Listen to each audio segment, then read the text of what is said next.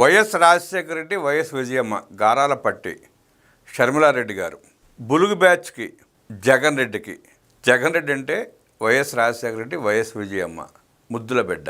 ఆ జగన్ రెడ్డి షాక్ ఇస్తూ బులుగు చీరలో పేటీఎం గారు మోర్చిపోయేలా జగన్ రెడ్డి కౌంటర్ ఇచ్చింది. ఒకసారి ఆమె ఏం మాట్లాడారు విందాం. జగన్మోహన్ రెడ్డి గారు బీజేపీకి దత్తపుత్రుడిగా మారిపోయాడు. ఎప్పుడైతే ఆయన ముఖ్యమంత్రి అయ్యాడో అప్పటి నుంచి దత్తపుత్రుడిగా మారిపోయాడు.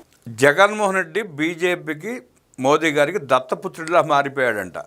ముఖ్యమంత్రిగా 5 ఏళ్ళు పనిచేసిన కాలంలో రాష్ట్ర అవసరాల కోసం కేంద్ర ప్రభుత్వంతో మంచిగా ఉండటం, ఆ మంచిగా ఉండి రాష్ట్రానికి ప్రయోజనాలు చేకూర్చుకోవడం ఏ ముఖ్యమంత్రి అయినా చేసే పని. కానీ జగన్మోహన్ రెడ్డి 5 ఏళ్ళు ఏం చేశాడు?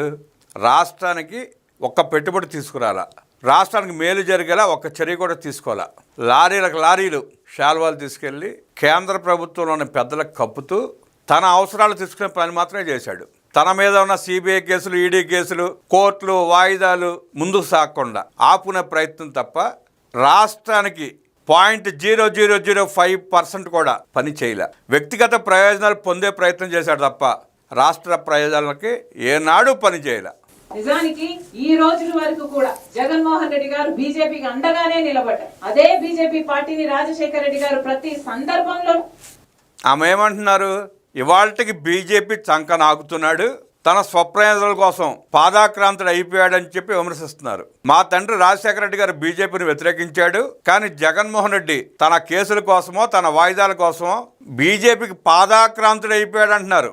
వ్యతిరేకించారు. ఎందుకంటే అది ఒక మతతత్వ పార్టీ కాబట్టి మతం పేరుతో చిచ్చు పెట్టాలి, ఆ మంటలో చలి కాచుకోవాలి, ఇదే బీజేపీ సిద్ధాంతం. కానీ జగన్మోహన్ రెడ్డి గారు బీజేపీకి అక్రమంగా పొత్తు పెట్టుకున్నారు. చంద్రబాబు గారు అయితే ఆమె ఏమంటున్నారు?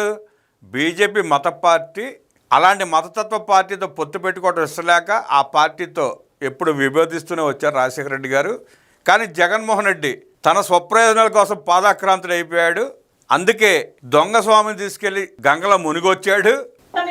సరే, కూటమి కట్టారు కాబట్టి, బహిరంగంగా కట్టారు కాబట్టి ప్రజలకు కనీసం అది అర్థమైనా అవుతుంది. జగన్మోహన్ రెడ్డి గారిది అక్రమ పొత్తు కాబట్టి. చంద్రబాబు నాయుడు గారు ఎప్పుడు ఏ పని చేసినా బహిరంగంగానే ప్రజలకు చెప్పే చేస్తారు, చెప్పకుండా ఆయన ఏ పని చేయడు. చంద్రబాబు నాయుడు గారు ఏమి రాజశేఖర రెడ్డి, జగన్ రెడ్డి కాదు కదా, పైకో మాట లోపల ఒక మాట వెనకాల ఒక మాట చేయడానికి. ఆయన ఏ పని చేసినా, ఏ మాట మాట్లాడినా, ఎవరితో పొత్తు పెట్టుకున్నా రాష్ట్ర ప్రయోజనాల కోసం, రాష్ట్ర ప్రజల కోసం, రాష్ట్ర ప్రగతి కోసం చేస్తారు తప్ప అబ్బా కొడుకులకు మళ్ళీ స్వప్రయోజనాల కోసం ఏనాడు పనిచేయరు. కనిపించను కూడా కనిపించరు. కానీ బీజేపీకి దత్తపుత్రునిగా బీజేపీకి ఎక్కడ అవసరమైతే అక్కడ, ఏ బిల్లుకు అవసరమైతే పొత్తు పెట్టుకోకుండా బీజేపీకి కేంద్రానికి ఎప్పుడు అవసరమైనా, ఏ బిల్ పాస్ చేయడానికి అవసరమైన కాల్ముక్త బాంచన్ అంటే ఎగబడి మద్దతు ఇస్తున్నాడని చెప్పి విమర్శిస్తున్నారు ఆవిడ. వీళ్ళకు మద్దతు ఇస్తూనే వచ్చాడు జగన్మోహన్ రెడ్డి గారు. అంతెందుకు, ఇప్పుడు పార్లమెంట్ లో గొడవ జరుగుతుంది ఎలక్షన్ కమిషన్ గురించి. అంటే చీఫ్ ఎలక్షన్ కమిషనర్ అక్రమాలకు పాల్పడ్డారు. ఇప్పుడు పార్లమెంట్లో చీఫ్ ఎలక్షన్ కమిషనర్ గురించి గొడవలు జరుగుతూ ఉన్నాయి. అక్రమాలకు పాల్పడుతున్నారంటూ ప్రతిపక్షాలను విమర్శిస్తున్నాయి, ఇండియా కూటమిలో పార్టీలను విమర్శిస్తున్నాయి. జగన్మోహన్ రెడ్డి తొట్టి gang, Jaganmohan Reddy Dandupalem batch, Jaganmohan Reddy Paytm గాళ్ళు ఏమంటున్నారు? ఈవీఎం మాయాజాలం, లేదంటే మాకు 175 మేము గెలిచేవాళ్ళం అంటున్నారు కదా. అలాంటప్పుడు ఇప్పుడు ఏం చేయాలి? అదే షర్మిల ప్రశ్నిస్తుంది అతన్ని. జగన్ రెడ్డిని షర్మిలారెడ్డి ప్రశ్నిస్తుంది. ఏం ప్రశ్నిస్తుందో చూడండి. ఓటర్ల లిస్టు పద్ధతిలో అక్రమాలకు పాల్పడ్డారు అని ఇండియా బ్లాక్, అంటే కాంగ్రెస్ పార్టీ, తృణమూల్ కాంగ్రెస్ ఇలాంటి పార్టీలు అన్ని కలిపి ఈయన మీద నో ట్రస్ట్ అన్నట్టుగా ఈయనని తొలగించాలి అని పార్లమెంట్ లో నోటీసులు కూడా ఇచ్చారు. కానీ దీనికి ఎంత మటుకు జగన్మోహన్ రెడ్డి గారు మద్దతు ఇస్తారో చూడాలి. ఇప్పటి వరకు ఆమె ప్రశ్న కరెక్టే కదా. జగన్మోహన్ రెడ్డి, నువ్వు నీ తొట్టి గ్యాంగ్తో కలిసి ఓటర్ లిస్ట్ మీద, ఈవీఎంల మీద తప్పుడు ప్రచారాలు చేస్తున్నావు. కూటమి ప్రభుత్వం 164 సీట్లలో గెలిస్తే, భారీ మెజారిటీతో గెలిస్తే, నిన్ను 11 సీట్లుగా పరిమితం చేస్తే, నువ్వు చేసిన పాపాలు, దారుణాలు, మోసాల వల్ల నీకు ప్రజలు ఆ గతి పట్టించారని చెప్పుకోకుండా ఈవీఎంల మాయాజాలం, ఓటర్ లిస్ట్ మాయాజాలం అంటే ఏడుస్తున్నావు కదా. ఇప్పుడు పార్లమెంట్లో చర్చ జరుగుతూ ఉంది, బిల్లు పెట్టబోతా ఉన్నారు. నీకేమాత్రం బుద్ధి జ్ఞానం ఉన్నా మనిషిలా ప్రవర్తించే అవకాశాన్ని వదులుకోబాకు.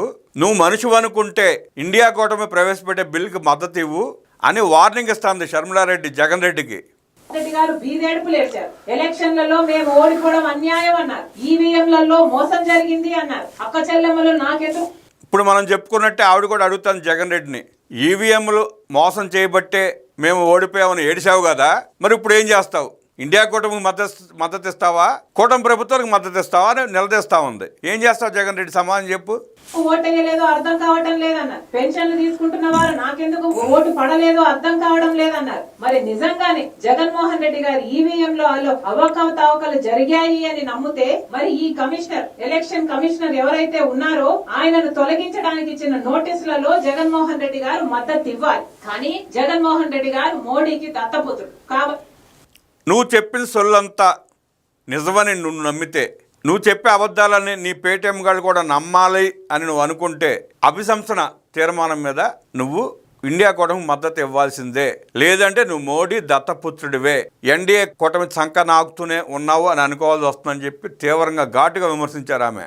మద్దతు ఇవ్వరు. జగన్మోహన్ రెడ్డి గారికి ఈ విషయం మీద నిరూపించుకోవాల్సిన అవసరం ఉంది. నిజంగానే అవకతవకలు జరిగాయి అని మీరు నమ్మితే, ఇప్పటికే బీజేపీ ప్రతి వ్యవస్థను తమ గుప్పెట్లో పెట్టుకుంది. సిబిఐ అయినా సరే, ఆర్బీఐ అయినా సరే, స్టాక్ ఎక్స్చేంజ్ అయినా సరే. నిరూపించుకుంటావా, పారిపోతావా? ఆంధ్రప్రదేశ్లో ఉన్న కూటమి ప్రభుత్వం మీద నువ్వు చేసిన విమర్శలని నిజమేనని చెప్పి పార్లమెంట్లో నువ్వు ఎన్డీఏ కూటమికి వ్యతిరేకంగా ఇండియా కూటమికి మద్దతు ఇచ్చి నీ తప్పుడు మాటలు నిజమేనని నిరూపించుకుంటావా, పారిపోతావా? నీ సిబిఐ కేసుల కోసమో, ఈడీ కేసుల కోసమో, ఎన్ఐఏ కేసుల కోసమో వాళ్ళ చంక నాకుతూనే ఉంటావా? తేల్చుకో జగన్ రెడ్డి అంటూ సోదరి షర్మిలారెడ్డి బులుగు చీర కట్టుకుని బులుగు మందని షాక్లో పడేసింది. ఇక జగన్ రెడ్డి అయితే కుర్చీలో పడ్డ ఎరికలా కొట్టుకోవాలి ఇప్పుడు ఈ డైలాగులకి. రేపు పార్లమెంట్లో జరగబోయే కార్యక్రమానికి, ఎలక్షన్ కమిషన్ మీద వాళ్ళు చేసే విమర్శలకి, వాళ్ళు పెట్టబోయే అభిశంసన తీర్మానానికి మద్దతు ఇస్తావా, పారిపోతావా? ఎన్డీఏ నాయకుల సంక నాకుతూనే ఉంటావా అంటూ నిలదీసింది. సమాధానం చెప్తావా జగన్ రెడ్డి? ఎప్పటి మాదిరిగానే మడం తిప్పి పారిపోతావా?